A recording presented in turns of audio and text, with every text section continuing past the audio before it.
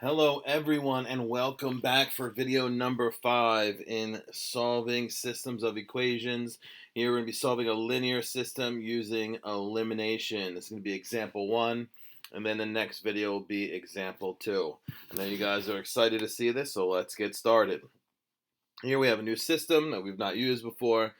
Two linear equation with two variables. We have negative 7x minus 8y equals 9 for the blue one, and negative 4x plus 9y equals negative 22 for the red one. Now, for elimination, what we want to do is eliminate one of the variables. So the way we do that is we can add the two equations together. If we add the two equations together, it creates a third equation that is still allowed and will keep the system true.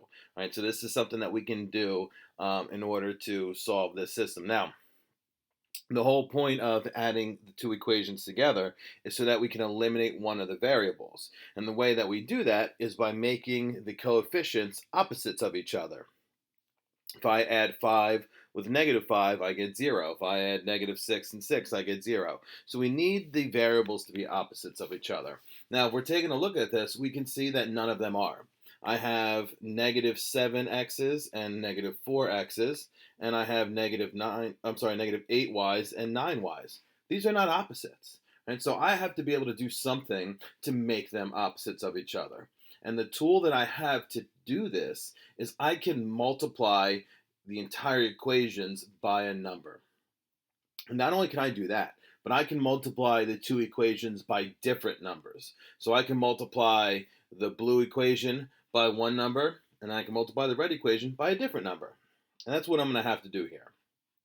There's no one number I can multiply one of the equation by to make them opposites. So I'm going to have to multiply both equations by different numbers.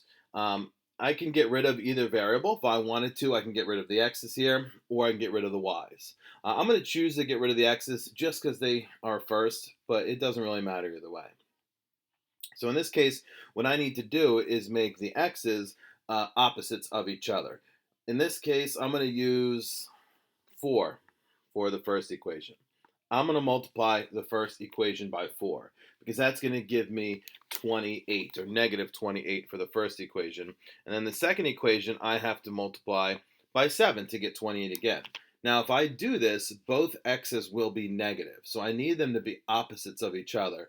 It doesn't really matter which one I make positive, but I'll multiply the top one by a negative 4 so it becomes a positive 28. And when I do this, I have to make sure I multiply every term in each equation by the correct number. So I'll multiply the blue equation by negative 4.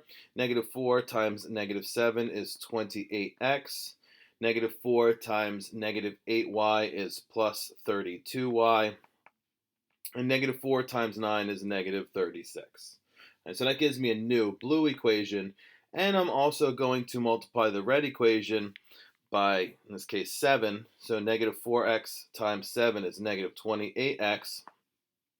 7 times 9y is 63y. And 7 times negative 22 is negative 154. Now I have opposites of each other. You can see here the x values are opposites. One's a positive 28 and one's a negative 28. So what I can do is now I can add these two equations together so that I eliminate the x value. When you're doing this, you want to make sure your equations are lined up if they weren't to begin with.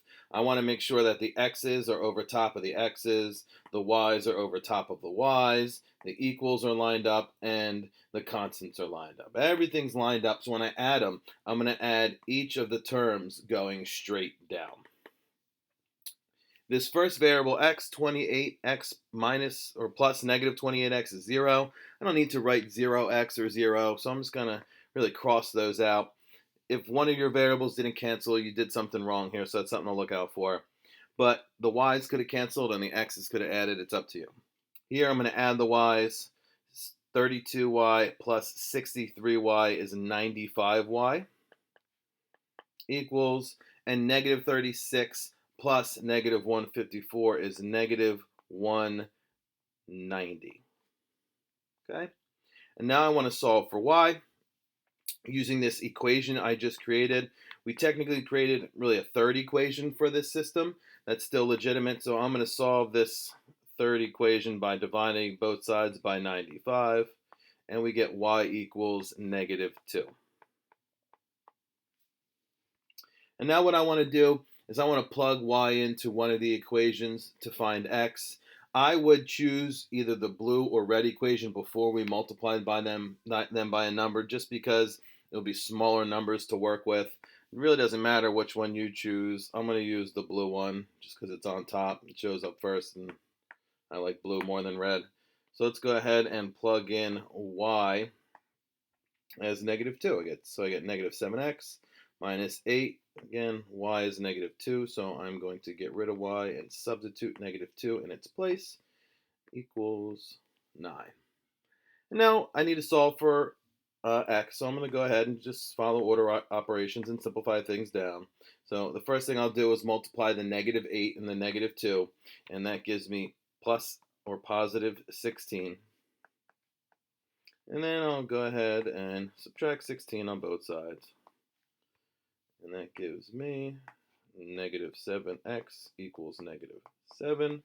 Dividing both sides by -7, I get x equals 1. So I have my final answer as an ordered pair x comma y, 1 comma -2. If I were you, I'd go back, plug them into both equations to check. I'm not going to do that here on this video, but remember, video 3 does have that. If you're unsure how to do that, you can go back and check that video out.